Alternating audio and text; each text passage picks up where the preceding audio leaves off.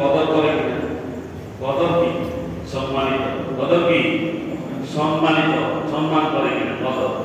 এটা একটা সম্মানিত মাস, সম্মানিত মাস। এই মাসের মর্যাদা কেন বৃদ্ধি পেয়েছে এটাকে আমরা জানি? দুইটি কারণে। কয়টি কারণে? এটার ভিতরে একটা হলো যে তাকওয়া অর্জন করার মাস, আরেকটা হলো এই মাসে কোরআন অবতীর্ণ হয়েছে। এই মাসে তোমার কোরআন অবতীর্ণ হয়েছে। পৃথিবীর সবচাইতে দামি জিনিস কোনটি? আল কোরআন। পৃথিবীর সবচাইতে দামি জিনিস কোনটি? আল কোরআন। এই আল কোরআন কোন মাসে নাযিল হয়েছে? এই কদর রমজান মাসে। রমজান মাসের কদর রজনী। কদর রজনী সবগুলোকে একসাথে নাযিল হয়েছে পৃথিবীর বুকে? না, একসাথে নাযিল হয়েছে আল্লাহ তাআলার পক্ষ থেকে। যে লাওহে মাহফুজ নামের যে পলক, ওখানে একসাথে নাযিল হয়েছে আল্লাহর তরফ থেকে। সেখান থেকে প্রয়োজন অনুযায়ী আস্তে আস্তে এই 23 বছরের রাসূল সাল্লাল্লাহু আলাইহি ওয়াসাল্লামের 23 বছর জিন্দেগিতে এই কোরআন আমাদের জন্য প্রয়োজন মাফিক নাযিল হয়েছে। প্রয়োজন মাফিক নাযিল হয়েছে, একসাথে নাযিল হয়েছে এই কদরের রজনীতে। কদরের রজনী। এখন আমরা যারা ইতিকাফে ঢুকেছি ইনশাআল্লাহ কদর পেয়ে যাব, ইনশাআল্লাহ পেয়ে যাব। আর যারা কদরের আমরা ইতিকাফের বাইরে আছি, আমরা কি করব? আমরা বেজর রাত্রিগুলোতে ইবাদত করব। কারণ আল্লাহ রাব্বুল আলামিন সূরার মধ্যে যে কথাগুলো বলেছেন, এই কথাগুলোর সাথে যদি মিল পেতে হয় বা আমাদের সাথে যদি এটা যায়, তাহলে যেতে হয়, তাহলে আমাদেরকে এই রাতগুলো, বেজর রাতগুলোতে ইবাদত করতে হবে। সূর্য ডোবার পর হইতে পরে সূর্য উদয় হওয়া পর্যন্ত। আমাদের প্রিয় নবী হযরত মুহাম্মদ রাসূলুল্লাহ সাল্লাল্লাহু আলাইহি সাল্লামের জীবনে ফিকির ছিল একটা। কয়টা? একটা ফিকির ছিল। সেই ফিকিরটা ছিল আমার উম্মত কিভাবে মুক্তি পাবে, আমার উম্মত কিভাবে মুক্তি পাবে। এজন্য তিনি ইয়া উম্মতি বলেছেন। উম্মত উম্মত বলে তিনি কেঁদেছেন নাকি? তার কোনো কি গাড়ি বাড়ি বা ঐশ্বর্য ছিল? মক্কার কাফেররা তো তাকে অনেক কিছু দিতে চেয়েছিল, তিনি কি নিয়েছেন? নেন নাই। তার কিছুই ছিল না। তার পেটে অনেক সময় ক্ষুধা ছিল, পেটে খানা পিনাও জুটেনি। এমন পরিস্থিতিতেও তিনি চিন্তা করেছেন উম্মতেরা কিভাবে মুক্তি লাভ করবে, উম্মতেরা কিভাবে মুক্তি লাভ করবে, সেই চিন্তাই আমাদের নবীর মধ্যে ছিল। হাদিস শরীফে এসেছে লিকুল্লি নাবিয়্যিন দাওয়াতুন মুস্তাজাবা। আল্লাহ তাআলা প্রত্যেক নবীকে একটা দোয়ার ক্ষমতা দিয়েছেন, এমন ভাবে দিয়েছেন যখন যেখানে দোয়া করবেন তখনই সেটা কবুল করা হয়। আল্লাহ তাআলা এমনিতে তো নবী রাসূলদের দোয়া কবুল করেন নাকি? করেন কিনা? করেন। নবীগণের দোয়া আল্লাহ তাআলা কখনো ফেরত দেন না। অবশ্যই নবীদের দোয়া কবুল হয়ে যায়। তবে হাদিসের মধ্যে আছে আল্লাহ তাআলা প্রত্যেক নবীকে একটা দোয়ার ক্ষমতা এমন দিয়েছেন যে যখন যেভাবে দোয়া করবে তখন সেটাই আল্লাহ রাব্বুল আলামিনের দরবারে কবুল হয়ে যায়। আল্লাহ তাআলা এরকম একটা দোয়ার অনুমতি প্রত্যেক নবীকে দিয়েছেন। দুনিয়ার সকল নবীকে দোয়াটা করার জন্য দিয়েছেন। উম্মত যখন ঝামেলা করা শুরু করেছে তখনই তারা সেই দোয়াটা করেছে, ইয়া আল্লাহ এই উম্মতের সাথে পারলাম না, উম্মতের সাথে পারলাম না, এদেরকে ধ্বংস করে দাও। এই দোয়ার সঙ্গে সঙ্গে কবুল হয়ে গিয়েছে। আর জাতি সামুদ জাতি ধ্বংস হয়ে গিয়েছে। গিয়েছে কিনা? আমাদের রাসূল সাল্লাল্লাহু আলাইহি ওয়াসাল্লাম যখন তায়েফে গেলেন, ওই যে তায়েফের পাহাড়ের প্রহরীরা ফেরেশতারা এসে রাসূলকে যখন বস্ত্র আঘাতে জর্জরিত করে ফেলেছে, রক্ত বেরিয়ে গিয়েছে, আর রাসূল সাল্লাল্লাহু আলাইহি ওয়াসাল্লাম রক্ত মাটিতে পড়তে দিচ্ছেন না। মাটিতে পড়লে আল্লাহ তাআলা দুনিয়াটাকে উল্টিয়ে দিবেন। এজন্য উম্মতের মহব্বতে তিনি কি করলেন? মাটিতে রক্ত পড়তে দেননি। এবং যখন ওই যে পাহাড়ের ফেরেশতারা এসে বলল আপনি শুধু অনুমতি দেন, তাহলে আমরা দুই পাহাড় একত্রিত হয়ে যাব, আমরা পাহাড় দিয়ে পিষে ফেলবো তায়েফবাসীকে। আর রাসূল সাল্লাল্লাহু আলাইহি ওয়াসাল্লাম বললেন না, যদি এই মানব জাতিকে পিছিয়ে ফেলা হয়, তাহলে আমি দাওয়াত দেবো কার কাছে? দাওয়াত দেবো কার কাছে? তিনি উম্মতের জন্য দোয়া করেছেন। রাসূল সাল্লাল্লাহু আলাইহি ওয়াসাল্লাম ইরশাদ করেছেন, ওয়া উরিদু আন আত্তাবিয়া দাওয়াতা শাফাআতা লিউম্মতি ফিল আখিরাহ। আল্লাহ তাআলা আমাকে সেই দোয়া দিয়েছেন, কিন্তু আমি দুনিয়াতে এই দোয়া ব্যবহার করিনি। দুনিয়াতে এই দোয়া ব্যবহার করিনি, অর্থাৎ বদদোয়াটা ব্যবহার করিনি। দোয়াটি আমি গচ্ছিত রেখেছি আখিরাতে আমার উম্মতের শাফায়াতের জন্য। সুবহানাল্লাহ, উম্মতের শাফায়াতের জন্য। রাসূল সাল্লাল্লাহু আলাইহি ওয়াসাল্লাম আখিরাতের জন্য, আমাদের শাফায়াতের জন্য এই দোয়া রেখেছেন। আর আল্লাহ রাসূল বললেন, আমি কাল কিয়ামতের দিন আমার উম্মতের জন্য সেই দোয়াটা করব, সেই দোয়াটা করব। হে আল্লাহ, আপনি সব নবীকে একটা সুযোগ দিয়েছিলেন, আমাকেও সেই দোয়া করার সুযোগ দিয়েছিলেন। আমি আজকে সেই দোয়া করছি যে আমার কোনো উম্মত যেন জাহান্নামে না যায়। সুবহানাল্লাহ, জাহান্নামে না যায়। সব উম্মতকে জাহান্নাম থেকে মুক্তি দিয়ে জান্নাত দান করেন, আল্লাহর কাছে দাবি করবেন রাসূলুল্লাহ সাল্লাল্লাহু আলাইহি ওয়াসাল্লাম। তাহলে চিন্তা করেন, আমাদের নবী যে দয়ার নবী, মায়ার নবী, আমাদের জন্য সবসময় চিন্তা করেছেন নাকি? সেই নবীর পথ কি আমরা অনুসরণ করছি কিনা? আমরা করছি না, আমরা করছি না। এবং রাসূল সাল্লাল্লাহু আলাইহি ওয়াসাল্লামের উম্মতের জন্য আল্লাহ রাব্বুল আলামিন এই রমজান মাস দিয়েছেন, যাতে তারা তাদের পূর্বের সমস্ত পাপ রাশি কি করে নিতে পারে, ক্ষমা করে নিতে পারে, আল্লাহর কাছ থেকে দোয়া করে। রাসূল সাল্লাল্লাহু আলাইহি ওয়াসাল্লাম তার সাহাবীদেরকে নিয়ে বিভিন্ন মুজাহিদের কথা আলোচনা করছিলেন। মুজাহিদ কথা বলেন, মুজাহিদ কারা? যারা যুদ্ধ করেন তাদেরকে বলা হয় মুজাহিদ। তাদেরকে বলা হয় কি? মুজাহিদ। মুজাহিদদের সম্পর্কে তিনি বলছিলেন। আর তখন রাসূলের সাহাবীরা রাসূলের মুখে শুনলেন যে একজন মুজাহিদ তিনি 80 বছর একটানা দিনের বেলা যুদ্ধ করেছেন। 80 বছর একটানা দিনের বেলা যুদ্ধ করেছেন আল্লাহর দ্বীনের জন্য। আর রাতের বেলা 80 বছর ইবাদত করেছেন। 80 বছর ইবাদত করেছেন, 80 বছর আল্লাহর দ্বীনের জন্য যুদ্ধ করেছেন। এখন সাহাবীরা বললেন, ইয়া রাসূলুল্লাহ, এই ব্যক্তি তো অতি সহসা জান্নাতে চলে যাবে, আমাদের তো হায়াত কম, আমরা তো 70 বছর, কেউ 60 বছর, কেউ 65 বছর, কেউ 50, কেউ 30-এও ইন্তেকাল করি, তাহলে আমরা 80 বছর তো পাবো না ইবাদত করার জন্য, 80 বছর পাবো না যুদ্ধ করার জন্য।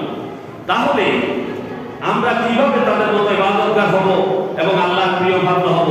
তখন আল্লাহ রাব্বুল আলামিন এই সূরা কদর নাযিল করেছেন। সুবহানাল্লাহ, আল্লাহ রাব্বুল আলামিন এই বান্দাকে খুশখবরি দিয়েছেন।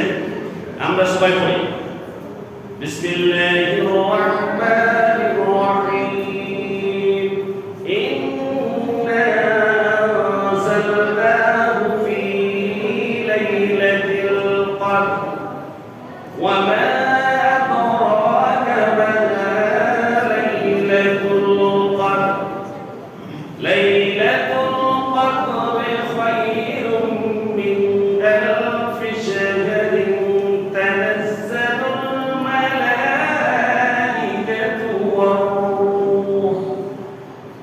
والروح فيها بإذن ربهم من كل أمر سلام سلام هي حتى مطلع الفجر صدق الله العظيم।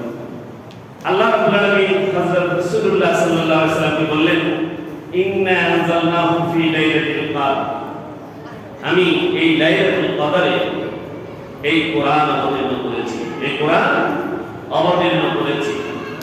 কি জন্য অবতীর্ণ করেছে? কোরআন এখানে ওই মাসার উপর তুলে দিলেন।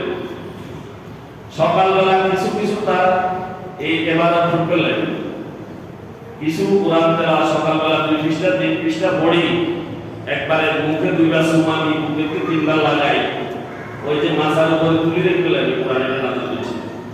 কথা খেয়াল করেন, এটা করবেন, এটাও করবেন, ঠিক আছে। তো মাথার উপরে তুলে রেখে এখন পড়লেন যে বুঝলেন তাই, বুঝা তো কিছু হয় না, বুঝেনি? তো না বুঝলে কোরআনে নাযিল করে লাভ কি হয়েছে? কিছু হয়েছে নি। শুধু আমরা সম্মান করতে পারছি নিয়ে না, একটু বুকে নিছেন আর এক কয়েকটা সুমাদি মাথার উপরে তুলে দিয়েছেন, আর কিছু আরবি পড়ছেন।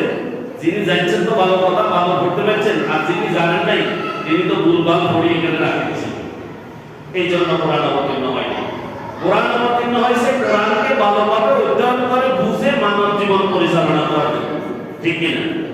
এই জন্য কোরআন নাযিল হচ্ছে। আল্লাহ সে কথাই বলছে, ইন্না আনজালনাহু ফি লাইলাতিল কদর, আমি এই লাইলাতুল কদরে কোরআন অবতীর্ণ করেছি। ওয়া মা আদরাকা মা লাইলাতুল কদর, আপনি কি জানেন এই লাইলাতুল কদর কি?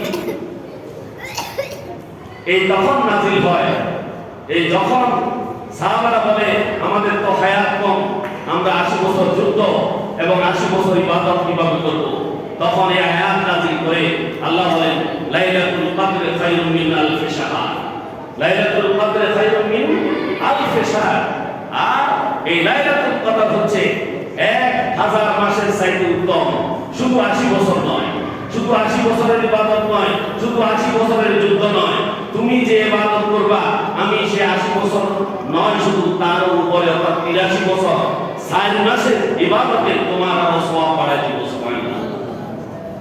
শুধু 80 বছরের যুদ্ধ আর 80 বছরের ইবাদত নয়, 83 বছর 4 মাস দিলাম, আরো 3 বছর 4 মাস বেশি, আলফে শাহর। 1000 মাস মানে 83 বছর 4 মাস।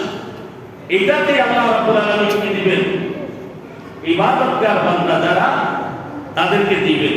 এটা কয় বছরের কারবার? 1 বছর। কয় বছর? 1 বছর। আজকে যদি শবে কদর পেয়ে যান, এই রমজানে যদি শবে কদর পেয়ে যান, তাহলে আপনি 83 বছর 4 মাসের ইবাদত আপনার নামে লেখা হয়ে গেছে। সুবহানাল্লাহ, সুবহানাল্লাহ।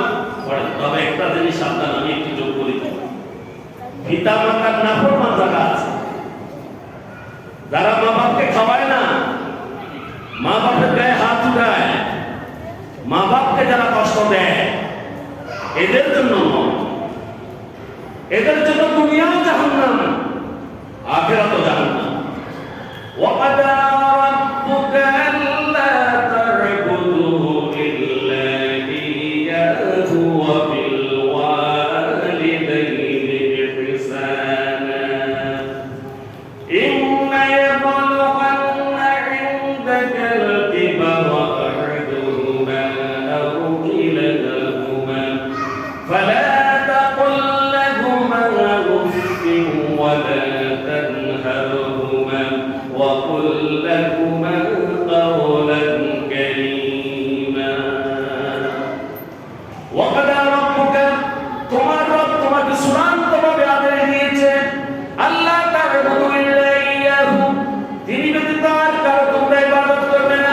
ওয়া বিল ওয়ালিদাইনি ইহসানা, পিতামাতার প্রতি সৎ ব্যবহার করবে। কি করবে? পিতামাতার প্রতি সৎ ব্যবহার করবে। সাবধান, বউয়ের জন্য পিতামাতাকে ধমক দিবে না।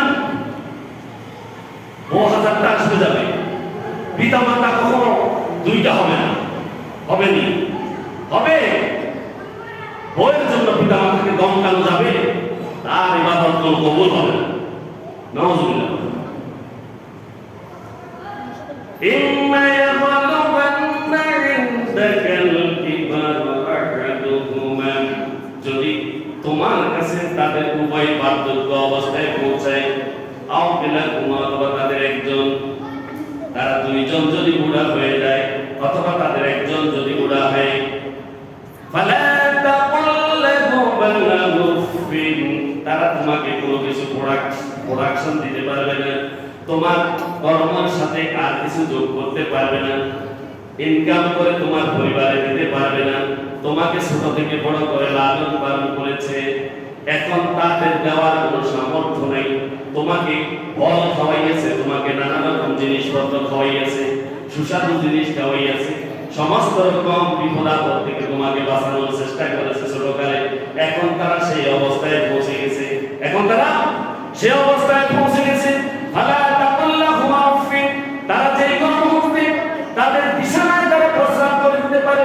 পায়খানা করে দিতে পারে, যারা তোমার লক্ষ টাকার কোটি টাকার সম্পদ ধ্বংস করে দিতে পারে। আল্লাহ বলছেন খবরদার, তাদের সামনে উহ শব্দ ব্যবহার করবে না। কি করবে না? উহ শব্দ মুখ থেকে ব্যবহার করবে না। ওয়ালা তানহারহুমা, খবরদার তাদেরকে তোমরা ধমক দিবে না। কি করবে না? ধমক দিবে না। ওয়াকুল লাহুমা কাওলান কারীমা, তাদের সাথে সৎভাবে কথা বলবে। কিভাবে? সৎভাবে কথা বলবে। আর যদি অসৎভাবে কথা বলে, বউকে প্রাধান্য দেয়, ছেলে মেয়েকে প্রাধান্য দেয়, পিতা মাতাকে প্রাধান্য দেয় না। এই রমজানে পিতা মাতা আহাজারি করছে, সন্তান কি খাওয়া খাচ্ছে, ভালো খাবার পিতা মাতা পাচ্ছে না, ওই সন্তানের কি সে যদি লাইলাতুল কদর অনেকটা পাই যায়, কাজ হবে না? হবে নি? হবে না। তাকে লাইলাতুল কদর পেতে হবে, তার পিতা মাতা কি দোয়া তাকে পেতে হবে। ঠিক না? যদি না হয় তাহলে বরবাদ। তাহলে কি বরবাদ? আমাদের সমাজে তো এখন এমন এক সমস্যায় আমরা পড়ে গিয়েছি। বউ তো ঠিক আছে, বউ থাকবে, বউর আদর বউকে করবেন, মা বাপের পাওনা মা বাপকে দিবেন, মা বাপের আদর মা বাপকে করবেন। এগুলা অনেকে করতে জানেন না। যারা জানেন না তারা শিখে নেন। তারা উভয়কে সম্মানের সাথে আপনি চালিয়ে যান। আপনার আয় সীমিত হতে পারে, ওই সীমিত আয় দিয়েও সন্তুষ্ট থাকা যায়। খবরদার পিতা মাতার নাফরমান হবেন না। লাইলাতুল কদর খায়রুম মিন আলফি শাহর, এই লাইলাতুল কদর হচ্ছে 1000 মাসের চাইতে উত্তম। 1000 মাসের চাইতে উত্তম, অর্থাৎ 83 বছর 4 মাস। 83 বছর 4 মাস। এইভাবে হায়াতে যদি 40 বার পেয়ে যান, কয়বার? হায়াতে যদি 40 বার পান, তাহলে কত হচ্ছে হিসাব করে নিজে সান ক্যালকুলেটর দিয়ে। এখন আমাদেরকে এই জন্য হইতে হবে সৎ। কি হইতে হবে? সৎ হইতে হবে। সৎ হয়ে যদি লাইলাতুল কদর পেয়ে যাই, আল্লাহ রাব্বুল আলামিন আমাদেরকে ক্ষমা করবেন ইনশাআল্লাহ। তানাজ্জালুল মালায়েকাতু ওয়ার রূহু ফিহা বিইذনি রাব্বিহিম মিন কুল্লি আমর। তানাজ্জালুল মালায়েকা, হাজার হাজার লক্ষ লক্ষ ফেরেশতা,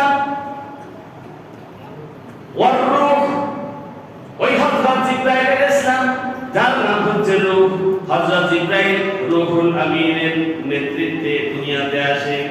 বিইذনি রাব্বিহিম, তাদের রবের অনুমতি ক্রমে, রবের অনুমতি ক্রমে